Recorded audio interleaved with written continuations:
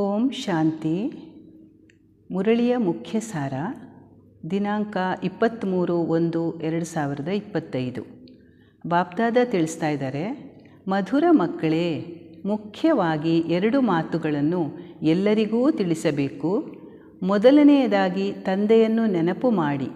ಎರಡನೆಯದು 84 ಜನ್ಮಗಳ ಚಕ್ರವನ್ನು ಅರಿತುಕೊಳ್ಳಿ. ಆಗ ಎಲ್ಲ ಪ್ರಶ್ನೆಗಳು ಸಮಾಪ್ತಿಯಾಗುತ್ತವೆ. ಬಾಪ್ದಾದ ಪ್ರಶ್ನೆ ಕೇಳ್ತಾ ಇದ್ದಾರೆ, ತಂದೆಯ ಮಹಿಮೆಯಲ್ಲಿ ಯಾವ ಶಬ್ದಗಳು ಬರುತ್ತವೆ? ಅವು ಶ್ರೀಕೃಷ್ಣನ ಮಹಿಮೆಯಲ್ಲಿಲ್ಲ. ಬಾಪ್ದಾದ ಉತ್ತರ ತಿಳಿಸ್ತಾ ಇದ್ದಾರೆ, ವೃಕ್ಷಪತಿ ಒಬ್ಬ ತಂದೆಯೇ ಆಗಿದ್ದಾರೆ. ಶ್ರೀಕೃಷ್ಣನಿಗೆ ವೃಕ್ಷಪತಿ ಎಂದು ಹೇಳುವುದಿಲ್ಲ. ತಂದೆಯರ ತಂದೆ, ಪತಿಯರ ಪತಿ ಎಂದು ಒಬ್ಬ ತಂದೆಗೇ ಹೇಳಲಾಗುತ್ತದೆ, ಶ್ರೀಕೃಷ್ಣನಿಗಲ್ಲ. ಇಬ್ಬರ ಮಹಿಮೆಯನ್ನು ಬೇರೆ ಬೇರೆಯಾಗಿ ಸ್ಪಷ್ಟ ಮಾಡಿ. ಬಾಪ್ದಾದ 2ನೇ ಪ್ರಶ್ನೆ ಕೇಳ್ತಾ ಇದ್ದಾರೆ, ನೀವು ಮಕ್ಕಳು ಹಳ್ಳಿಯಲ್ಲಿ ಯಾವ ಡಂಗುರವನ್ನು ಸಾರಬೇಕು? ಬಾಪ್ದಾದ ಉತ್ತರ ತಿಳಿಸ್ತಾ ಇದ್ದಾರೆ, ಹಳ್ಳಿಯಲ್ಲಿ ಡಂಗುರವನ್ನು ಸಾರಬೇಕು. ಮನುಷ್ಯರಿಂದ ದೇವತೆ, ನರಕವಾಸಿಯಿಂದ ಸ್ವರ್ಗವಾಸಿ ಹೇಗಾಗಬಹುದೆಂಬುದನ್ನು ಬಂದು ತಿಳಿದುಕೊಳ್ಳಿ. ಸ್ಥಾಪನೆ ವಿನಾಶವು ಹೇಗಾಗುತ್ತದೆ ಎಂಬುದನ್ನು ಬಂದು ತಿಳಿಯಿರಿ. ಬಾಪ್ದಾದ ಧಾರಣೆಗೋಸ್ಕರ ತಿಳಿಸ್ತಾ ಇದ್ದಾರೆ.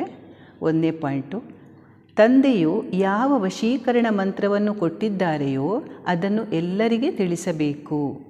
ಸರ್ವೀಸಿನ ಭಿನ್ನ ಭಿನ್ನ ಯುಕ್ತಿಗಳನ್ನು ರಚಿಸಬೇಕು. ಜನಸಂದಣಿಯಲ್ಲಿ ತಮ್ಮ ಸಮಯವನ್ನು ವ್ಯರ್ಥ ಮಾಡಬಾರದು.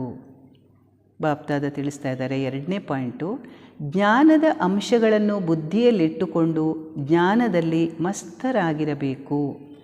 ಹನುಮಂತನ ತರಹ ಹೋಗಿ ಸತ್ಸಂಗಗಳಲ್ಲಿ ಕುಳಿತುಕೊಳ್ಳಬೇಕು. ನಂತರ ಅವರ ಸೇವೆ ಮಾಡಬೇಕು. ಖುಷಿಯಲ್ಲಿರಲು ಇಡೀ ದಿನ ಸೇವೆ ಮಾಡಬೇಕು. ಬಾಪ್ದಾದ ವರದಾನ ಕೊಡ್ತಾ ಇದ್ದಾರೆ, ನಾನು ಮತ್ತು ನನ್ನದು ಎನ್ನುವುದನ್ನು ಬಲಿ ಕೊಡುವಂತಹ ಸಂಪೂರ್ಣ ಮಹಾಬಲಿ ಆಗಿರಿ. ಬಾಪ್ದಾದ ಸ್ಲೋಗನ್ ತಿಳಿಸ್ತಾ ಇದ್ದಾರೆ, ಸಂಕಲ್ಪದಲ್ಲಿ ಇಂತಹ ದೃಢತೆ ಧಾರಣೆ ಮಾಡಿ ಯಾವುದರಿಂದ ಯೋಚಿಸುವುದು ಮತ್ತು ಮಾಡುವುದು ಸಮಾನವಾಗಿ ಬಿಡಬೇಕು. ಓಂ ಶಾಂತಿ.